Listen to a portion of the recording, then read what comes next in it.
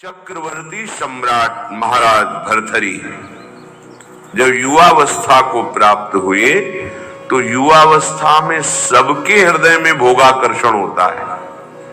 सबको अच्छा लगता है, सुंदर पति हो, सुंदर पत्नी हो, सुंदर महल हो, खूब भोग सामग्री हो, हमारी आज्ञा पालन करने वाले सेवक हो, आदि आदि। जितना तुम सोच सकते हो उससे बहुत अधिक महाराज भर्तृहरि जी के पास था, क्योंकि चक्रवर्ती उसे ही कहते हैं। भूमंडल में एक छत्र राज्य, जहां से सूर्य उदय होता है और जहां सूर्य अस्ताचल को जाते हैं वहां तक उनका एक छत्र स्वामित्व। छोटे भाई विक्रमादित्य महान बलशाली, महान बुद्धिमान, कुछ कमी नहीं। भर्तृहरि जी के हृदय में स्त्री के प्रति आकर्षण पैदा हुआ, सर्वसामर्थ्यशाली थे। आदेश किया विश्व की सबसे सुंदर राजकुमारी को हमारे पास पत्नी के रूप में वर्ण करने के लिए लाया जाए। कौन नहीं चाहेगा ऐसे सम्राट, ऐसे सुंदर वैभवशाली राजा को अपना पति बनाना। एक पिंगला नाम की बहुत सुंदरी युवती को वर्ण किया भर्तृहरि जी ने, और मन में विचारा कि आखिरकार भोगों में क्या सुख, इसके लिए मुझे एकांत चाहिए। विक्रमादित्य से कहा आप राज्य शासन को संभालिए जब तक हम अनुभव नहीं कर लेते। महल में किसी भी तरह की राज दरबार की बात लेकर कोई ना आवे, मुझे स्वतंत्र छोड़ दिया जाए। राजाज्ञा, संपूर्ण भोगों की बाहुल्यता महल में। क्या कभी आग में धीरे धीरे घी डालने से आग शांत होती है क्या? ऐसे ही भोगों को भोगने से कभी कामाग्नि शांत थोड़ी होती है, और भड़कती है। अगर सुख हो तो विश्राम मिल जाए। एक दिन पिंगला काफी समय व्यतीत होने के बाद वो अपनी महल की पीछे खिड़की से झांक रही थी। पीछे अश्वशाला थी, वहां घोड़ों की रक्षा सेवा कराने वाला अश्वपति अपने सेवकों के द्वारा घोड़ों की देखरेख, उनकी सेवा कराता था। बहुत ही हष्ट पुष्ट जवान पिंगला देखकर आसक्त हो गई, एकांत में मिलने लगी।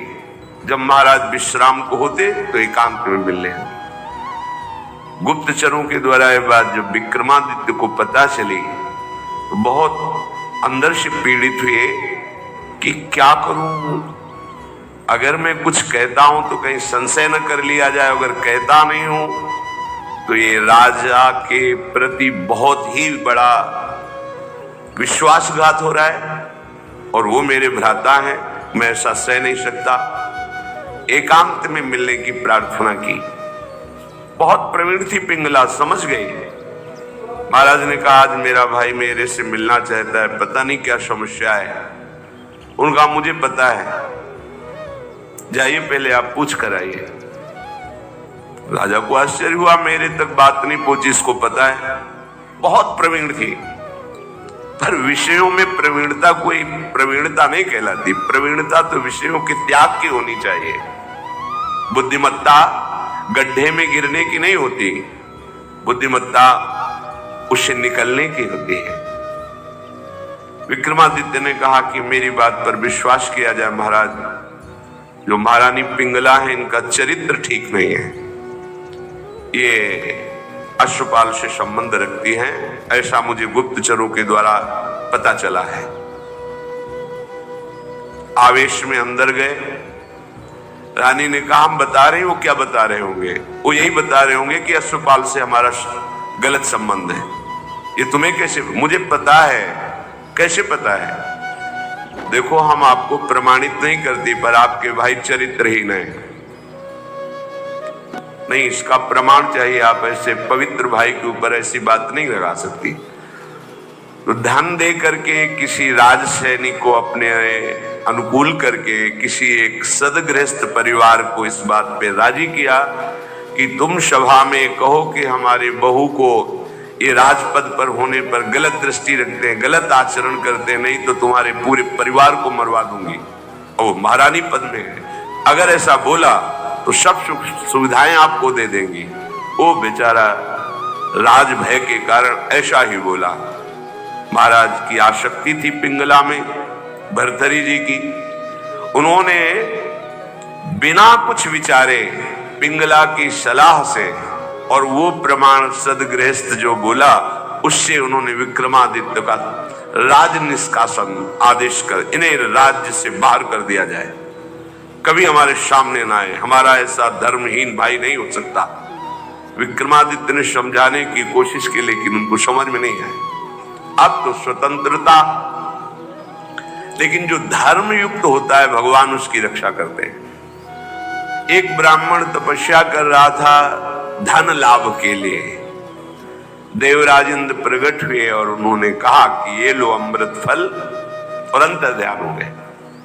ब्राह्मण ने कहा वैसे ही दरिद्र हूं, भूखे मर रहा हूं, अमर होके क्या करूंगा, मुझे तो धन चाहिए था। तो चलो विचार आया भगवत प्रेरणा से कि ये फल हम महाराज भर्तरी जी को दे देते हैं। अगर धर्मात्मा राजा बहुत काल तक अमर रहेगा तो प्रजा सुखी रहेगी। राज दरबार में तपस्वी ब्राह्मणों के लिए कहीं कोई रोक टोक नहीं थी।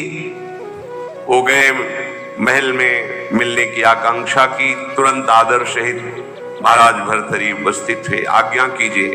और उनका हमने तपस्या की थी धन प्राप्ति के लिए, पर मिला ये मुझे अमृत फल, क्या करूंगा अमर होकर, वैसे ही गरीब हूं।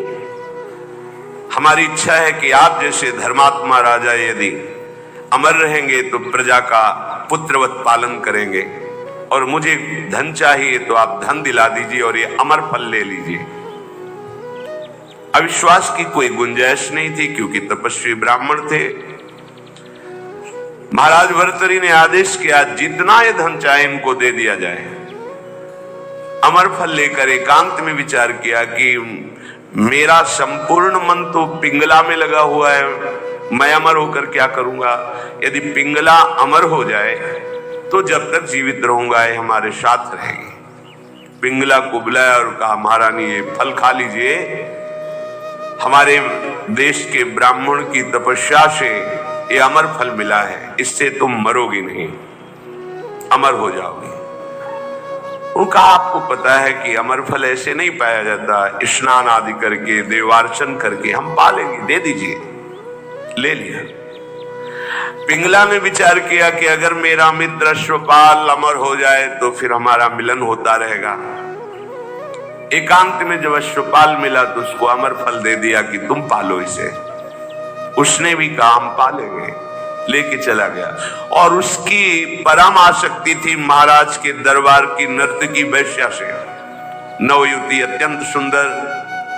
उसने उस वैश्या को बुलाया अश्वपाल ने और कहा कि अमर फल मुझे प्राप्त हुआ है, मैं अमर होके क्या करूंगा, मेरी आसक्ति तो तुम्हारे में है, तुम इसे पालो, अमर हो जाओगी। तो जब तक मैं जीवित रहूंगा तुम्हें देखता रहूंगा, तुमसे मिलता रहूंगा। वैश्या ने फल ले लिया। वैश्या ने विचार किया मैं जिस दरबार की नर्तकी हूं तो अमर होकर क्या करूंगी, नाचती ही तो रहूंगी। अगर मेरा महाराज अमर रहे तो अच्छा रहेगा। नर्तकी ने उनके निज महल के अंगरक्षक से कहा कि मुझे महाराज से मिलने की प्रार्थना की जाए और मिलाया जाए। महाराज कृपा करके मिले, क्या बात है। तो उनका मैं आपके दरबार की नर्तकी हूं, मुझे अमर फल मिला है, मैं आपको देना चाहती हूं। होश उड़ गए महाराज, वही अमर फल। वैश्या से कहा कि तुम्हें किसी भी तरह का दंड नहीं दिया जाएगा, पर तुम सत्य बोलो, ये अमर फल कहां से प्राप्त हुआ है। उनका ये अमर फल मेरा एक मित्र है जो राज परिवार के घोड़ों की सेवा कराता है, अश्वपति, उसने हमें दिया है। और वो महल के पीछे ही था अश्वशाला। महाराज समझ गए। उसको बुलाया अश्वपति को और कहा भाई वैसे तो खड़े खड़े हम तुम्हारे सैकड़ों टुकड़े करवा सकते हैं, पर हम तुम्हें क्षमा करते हैं यदि तुम हमें सच्ची बात बता दोगे कि तुम्हें अमर फल कहां से प्राप्त हुआ है। डरते हुए भयभीत होकर उसने कहा महारानी पिंगला ने दिया है। होश हो गए। ओहो, मुझ चक्रवर्ती सम्राट से ये तृप्त नहीं है, अश्वपाल से आसक्ति। अश्वपाल महारानी पिंगला से आसक्त नहीं है, वैश्या से। धिक्कार है इस काम को। सभा में कलम पधार रहे ऐसी घोषणा कर दी जाए और गुप्तचरों को भेजा कि विक्रमादित्य जहां भी किसी भी जंगल में कहीं भी खोज कर लाए जाए, हम उनसे क्षमा याचना करेंगे। वो मेरे भाई हैं, मेरे से गलती हो गई। गुप्तचरों को पहले से ही पता था कि वो कहां है। विक्रमादित्य को भी बुलाया गया सभा में। भर्तृहरि जी पहुंचे और कहा पिंगला को उपस्थित किया जाए। राज आज्ञा, तुरंत पिंगला जी को उपस्थित किया गया।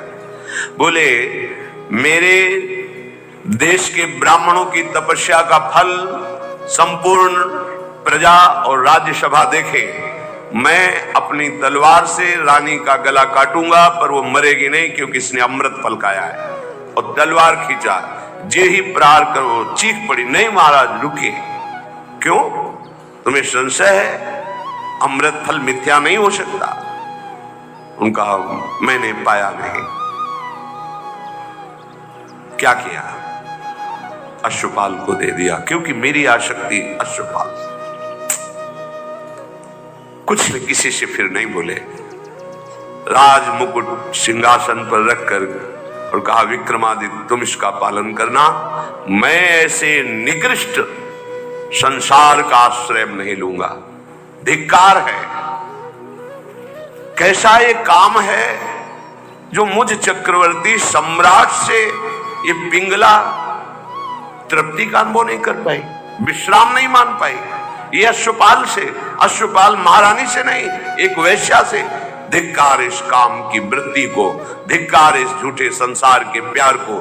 और घोर वैराग्य में जीवन व्यतीत किया और भगवान शंकर का साक्षात्कार करके ये वरदान मांगा कि कभी मुझे सम्मान से भिक्षा भी ना मिले, क्योंकि ये सम्मान ही संसार के राग को पुष्ट करता है।